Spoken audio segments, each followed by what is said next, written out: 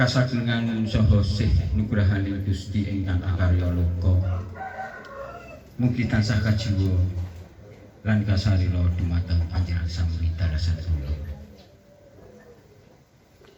Dumateng para bumi sepuh sesepuh aji sepuh ingkang luhuring budi.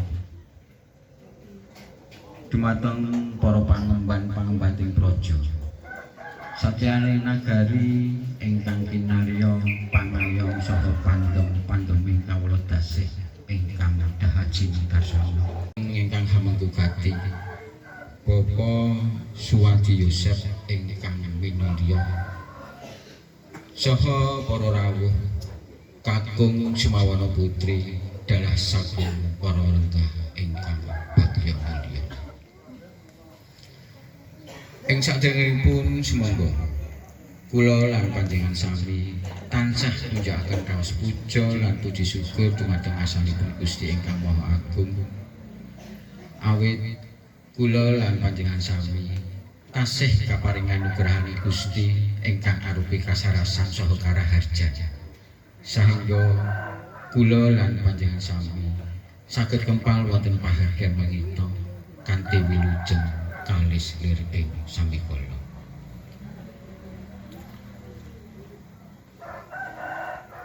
Para rawuh kakung Sumawana Putri dalah sagung para lenggah ingkang minulya. Keparenga kula hambuka pewarani suka wicara minangka jejeripun pambiyawara.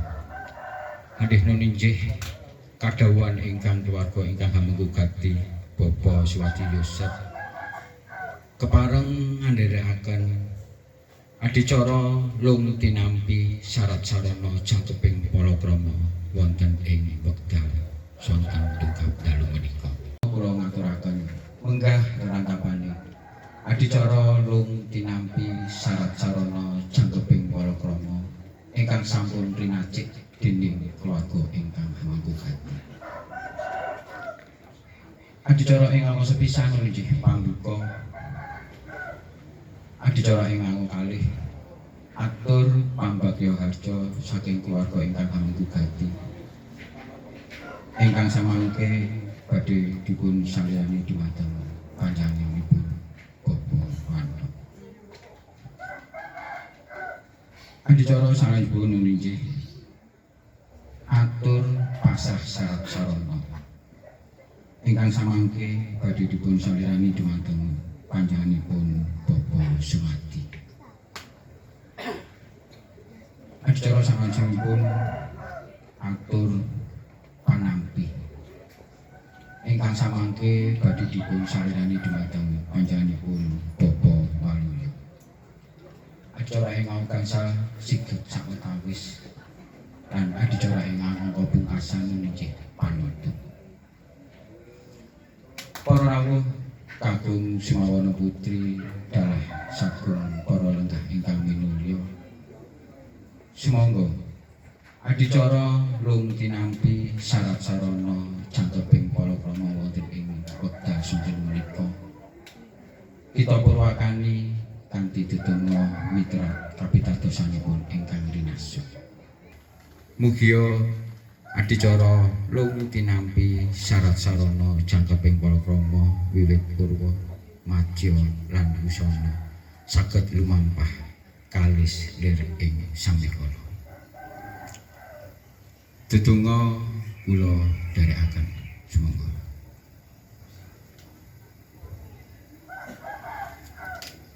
Dedonga kapanggalih cekap nuwun. Warahmatullahi wabarakatuh. Alhamdulillah wa syukurillah wala haula wala quwata illa billahil azim. kepareng dalem matur wonten ngarsanipun para pinsepuh pangarsaning bebrayan ingkang satu daging peken.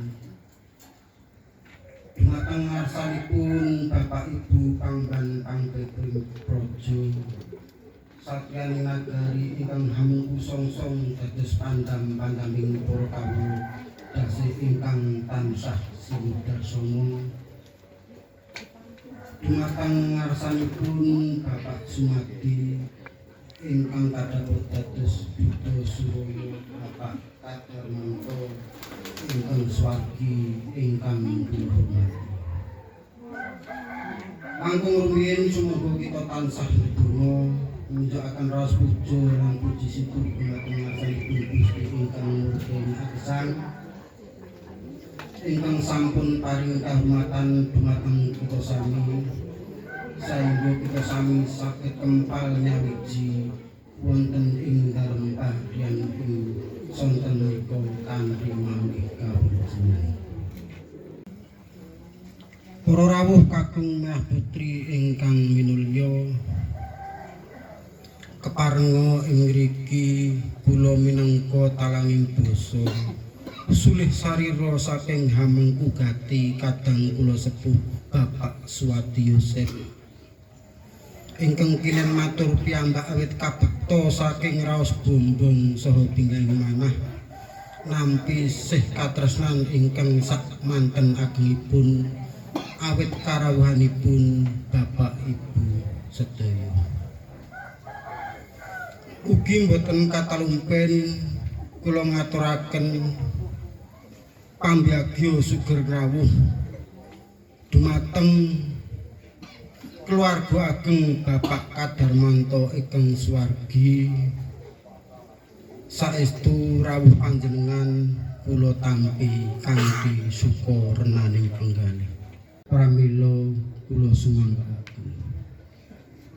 Mbok bilih cekap semanten anggen kula matur, mbok bilih wonten atur kula ingkang kirang jubana minangka sulih sarira saking hameng kugati kadang kula sepuh Bapak Suwadi Yosef.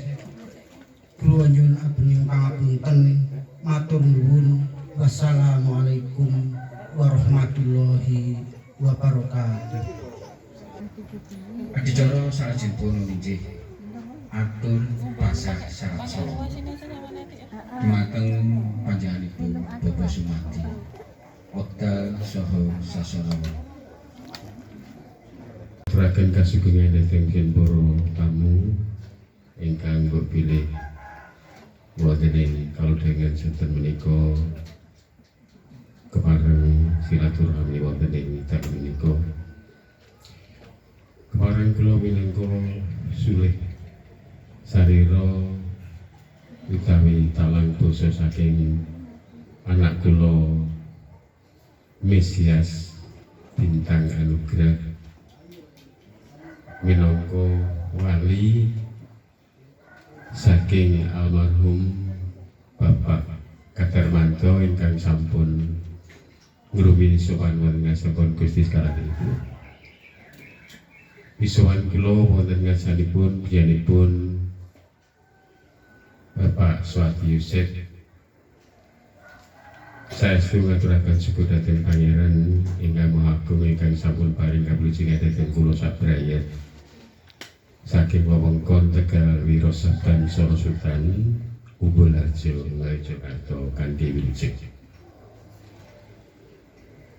Agung rumiyin kula ngaturaken sugeng pangabekti datur dhateng para pepunden lan para pinsepuh wonten ing wewengkon keparahan niki. Ugi ngaturaken mugi tentrem rahayu tansah kajiwa kasarira dhateng para pepunden lan para pinsepuh wonten ing wewengkon mriki.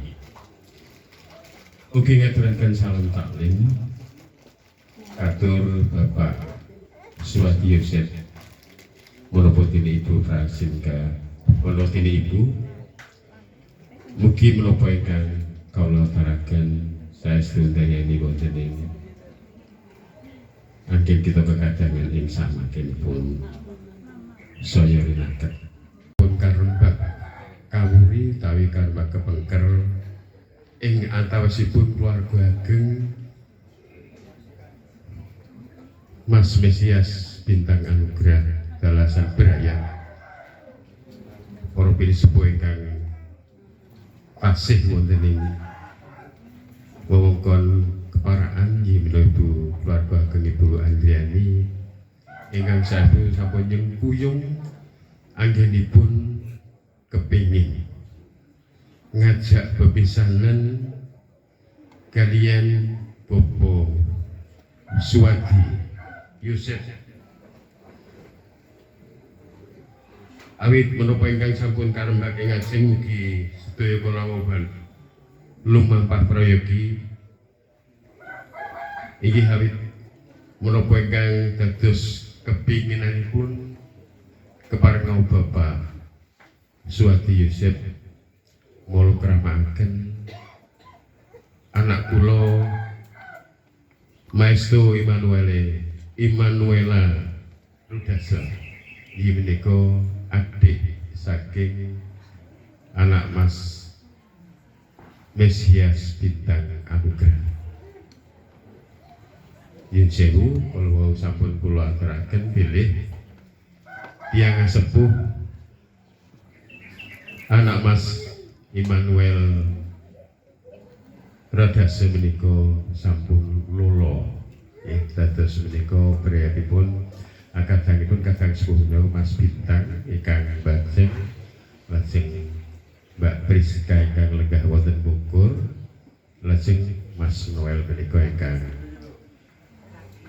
Buraki wentah paring wulang buruk dhateng anak kula Immanuel menika ing samangke kersa mala kramaken kaliyan putra panjenengan ingkang ngasesilih Devianda Riasti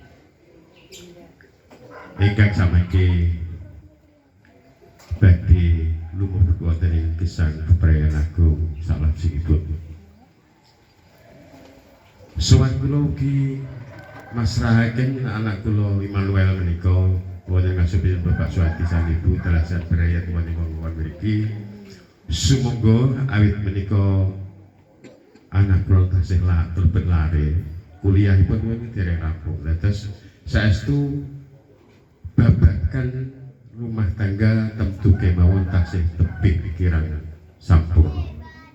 Namun kula pitados pilih kawicaksanan Bapak Suwadi Yusuf ing samangke sampun anggrekuh putra piyambak saengga lumampahi bebrayan aku ing samangke saged lumampah kanthi prayogi tansah pinter kanthi ing Pangeran ingkang Maha Agung.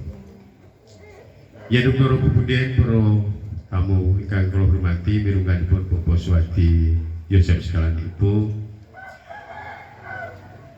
kula boten masrahaken anak kula Immanuel mawon namung kula kinantenan sarana syarat salaki rapi tumrap menapa tiyang jaya wekaten ngaturaken pisang sanggan utawi sesanggan dhateng keluarga Bapak Suwadi Yusuf. Ugi kinantenan oleh-oleh sawetawis ingkang boten saged kula sebataken setunggal pun. Namung ingkang baken nggih menika pisang sanggan Mas Bintang sampun lepas sesangganipun. Enggo kapasrahaken sawetahipun wonten ngasipun Bapak Suwadi Yusuf. Anggenipun badhe kula wentah mulang muruk ngarah ke dhateng rayi ingkang kinasih inggih menika Mas Noel. Wonten rahayu mugi tansah ajiwa kasaripun. Dumateng ngarsanipun panjenengan sedaya dalasan kula. Ligipun dumateng ngarsanipun panjenenganipun Bapak Suwadi Yusuf putra kula. Ingkang kinurmatan Bapak Sumadi minangka duta saraya saking keluarga almarhum Bapak Katarmanto saking Tegal Wirosatpan. Ayo Bapak. Sasampunipun kula midhangetaken menapa ingkang dados aturipun ingkang terang terpelonco. Ingkang sepindah kula tampi salamipun Bapak Sumadi lan samangke badhe kula aturaken wonten ngarsanipun Bapak Swati Yosef. Ingkang kaping kalihipun kanthi renaning punggalih Bapak Swati Yosef anampi talun mateng kakung ingkang sesilih pun Mesiasto Immanuela Rudasi. Ansap mangke badhe dipunengkuh kados dene putra piyambak. Boten beda-bedaken menika namung putra mantu. Ugi kula tampi sarat sarana jangkeping palakrama arupi oleh-oleh pisang sangkan lan sanes-sanesipun kula tampi kanthi renane punggalih lan samangke ugi badhe kula aturaken wonten ngarsanipun Bapak Swati Yosef. Rawuh kakung sumawon putri ingkang kinurmatan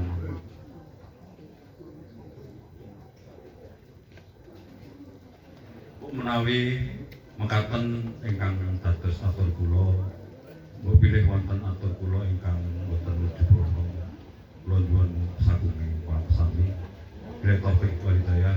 Assalamualaikum warahmatullahi wabarakatuh. Setar kula wunduraken ingkang awujud pisang sangkan.